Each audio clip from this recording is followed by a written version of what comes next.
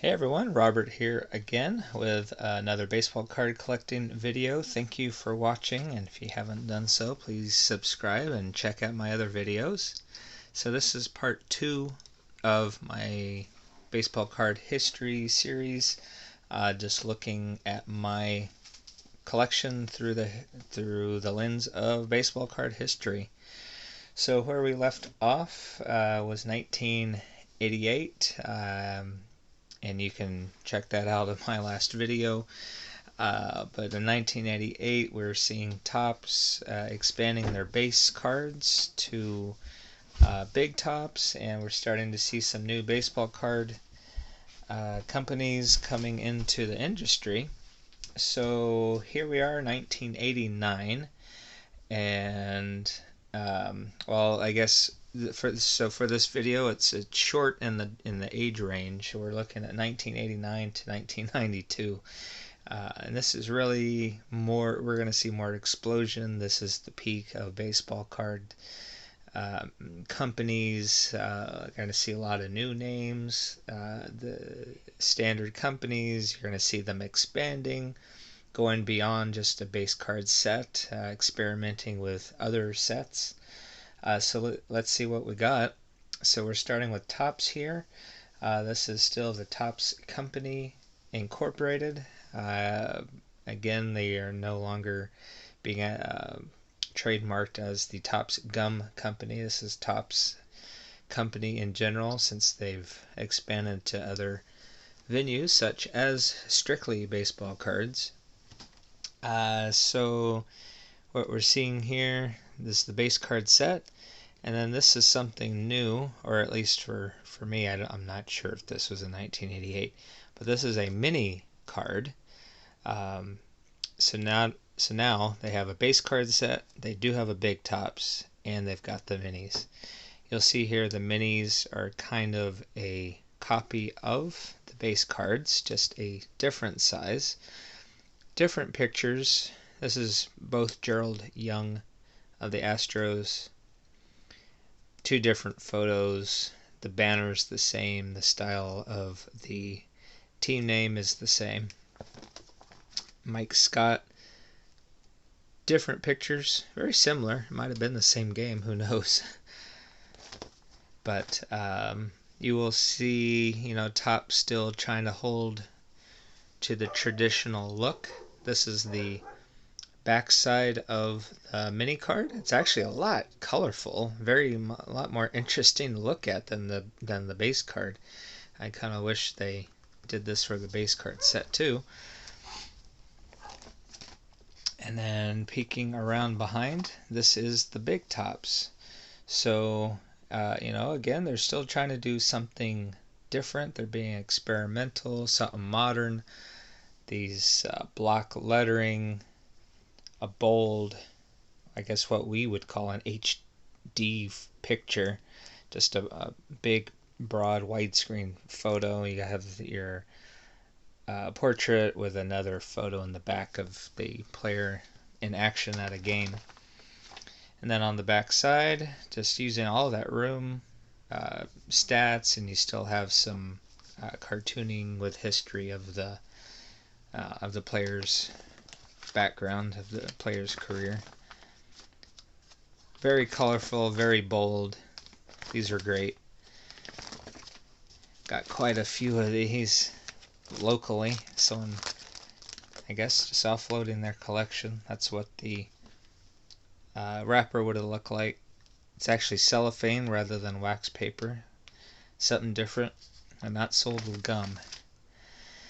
So also another change. This is Donruss, or they had just changed to the Leaf Incorporated, producing cards under the Donruss name. Also trying to look very different from Topps again. Just these rainbow colors along the top versus, again, your traditional baseball card motif from Topps. Something I found interesting too. So this is a team set of the Oakland A's. Most of the cards have this yellow to green rainbow at the top, but some don't. purple here, you got red to yellow here. Not sure what caused the difference, but a couple of them did.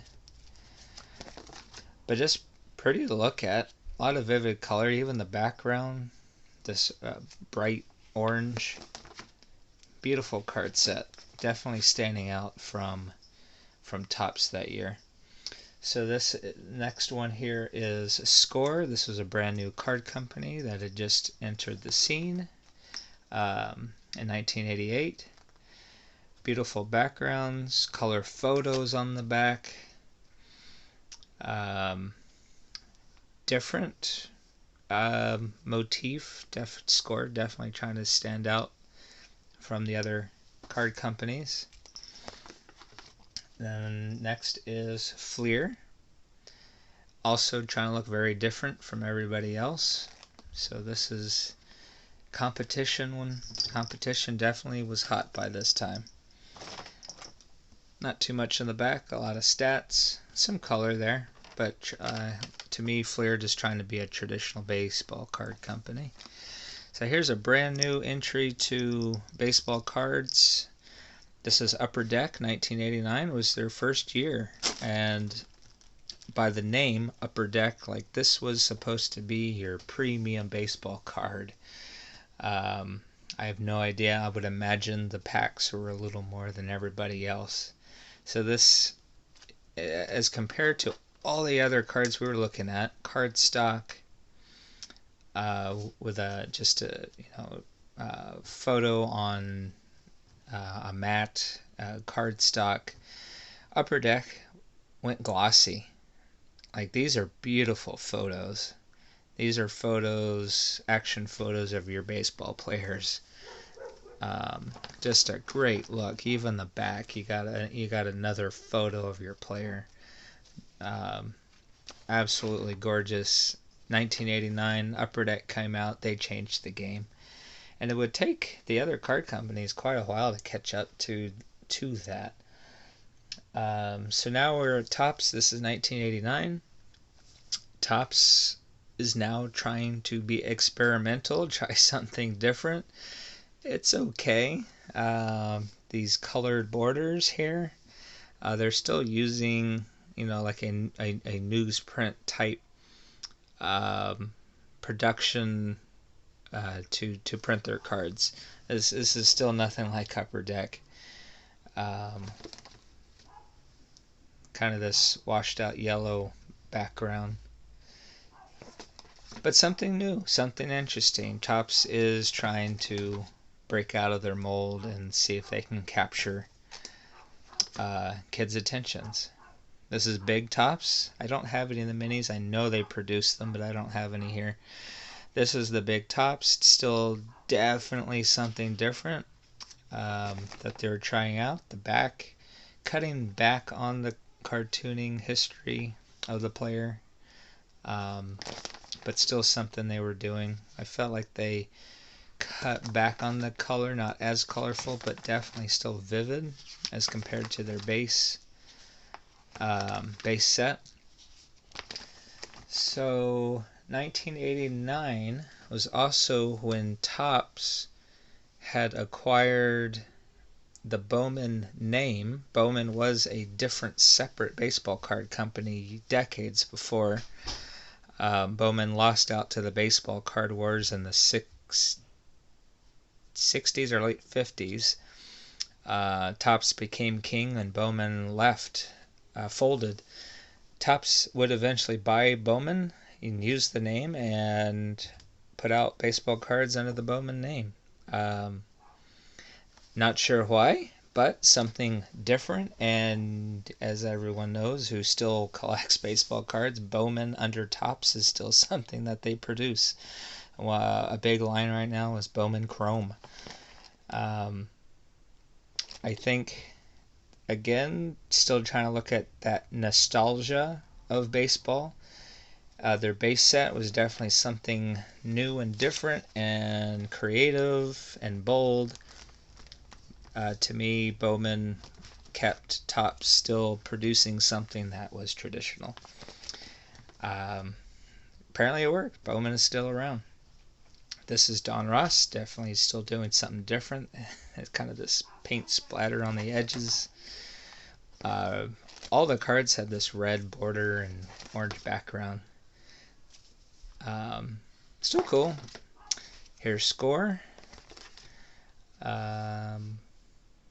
Nothing too different from their year prior, but still out there as a contender with other baseball card manufacturers. Here's Fleer. Something different. So the year prior had these gray lines going through. This is more of a traditional baseball card look. So it's just interesting seeing all the producers just bouncing back and forth between traditional baseball and something fresh and new. Here's Upper Deck, still kind of more or less sticking with their formula as the year prior, 1989. Beautiful glossy cards, glossy photos, photo images that they're using. Something else I forgot to point out, Upper Deck was also the first one to put a hologram foil sticker on their cards to say these are authentic. I'm not sure how big or prevalent it was, but I'm assuming that baseball cards were starting to get copied and sold third hand as fakes. So Upper Deck was trying to provide something as this is an authentic baseball card. You're not getting a fake. So now we're 1991. Topps is celebrating 40 years as a baseball card company. In fact, that's what that banner is for. Dawned on me, I don't know if they did anything for their 50th. So since this is 91, next year, 2021, will be their 60th. So I'm curious to see what they do. Back to a traditional baseball card look, obviously. Again, interesting how card companies, especially Topps, just kind of keep going back and forth, trying to experiment. So down here, this is brand new for Topps. And this is another name that is still around today. This is the first year of Topps Stadium Club. And Topps Stadium Club was their answer to Upper Deck. Topps is now producing a glossy photo card of the players. Got some metallic foil print.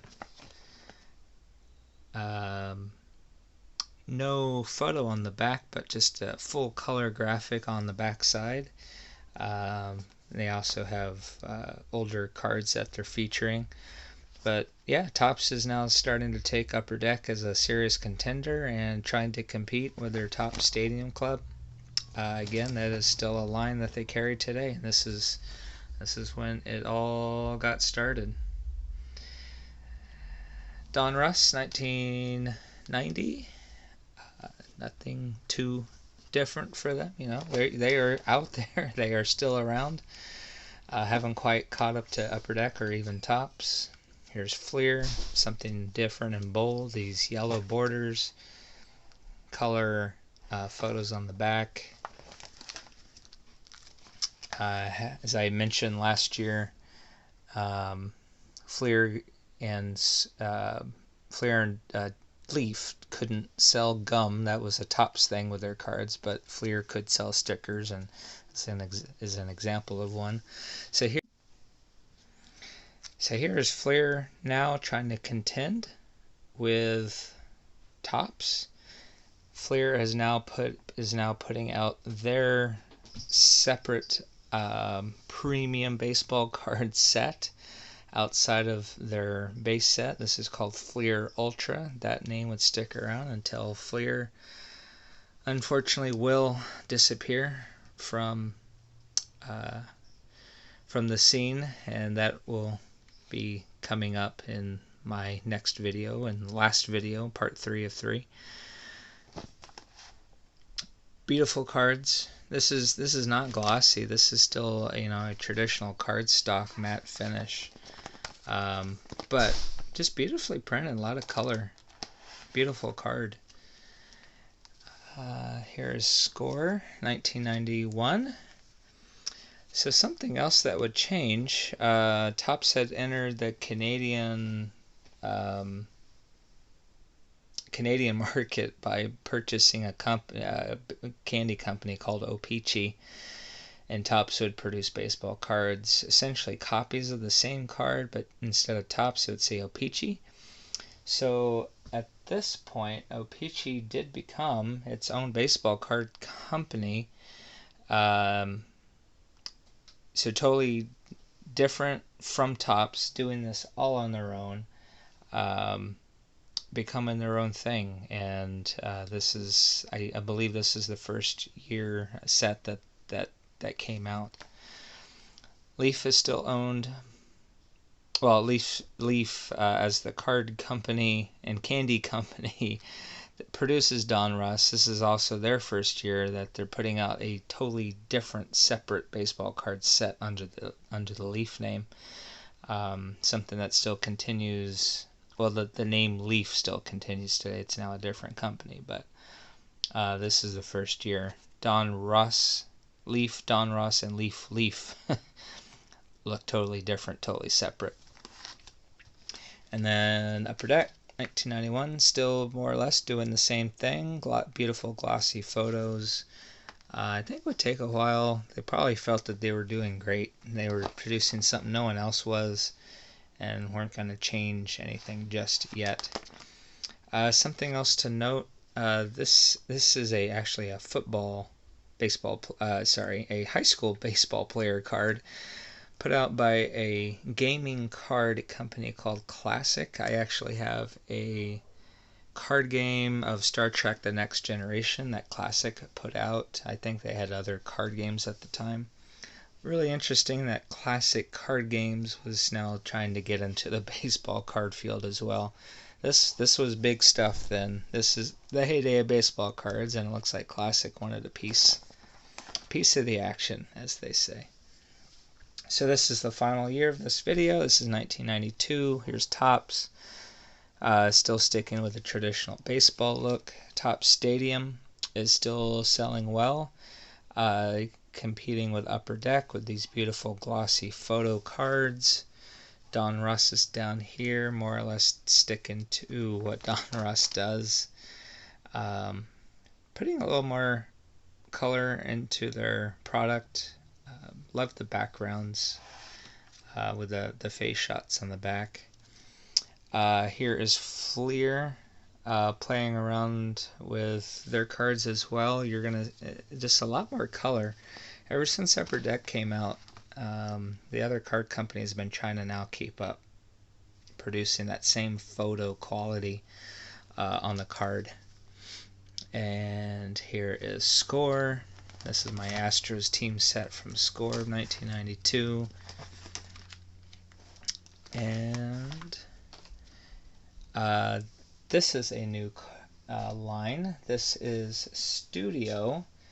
Actually produced another one produced by Leaf Incorporated. So now Leaf has Donruss and a Leaf branded card, which is actually behind here, and now they're producing Studio. I think the idea of the name Studio was this is a studio photo. Bringing baseball players in, getting a professional photo, beautiful photo of the player. That's a pretty card. Here's Upper Deck. And then here's a new name as well. This is Pinnacle. Pinnacle is produced by Score. So Score not only now has your base card set of Score, but now they're producing a more premium card called Pinnacle. Something that was doing well, and it stuck around for a while as well. So what do we got? We got 1, 2, 3, 4, 5, 6, 7, 8, and 9, 10 different card sets all in 1 year. Not 10 different companies. This is a few companies putting out different lines of cards. This was the explosion. This was the heyday. I also wanted to know, this is O-Pee-Chee going back to copying what Topps was doing. Unfortunately, I kind of liked that they were trying to do something different. Not sure what happened that year. And then this is Leaf branded cards. So this was the heyday, and we're going to see in the next video this explosion will continue a little bit more, and then, like any market bubble, there will be a burst. And stay tuned and see how that plays out. Thanks so much for watching.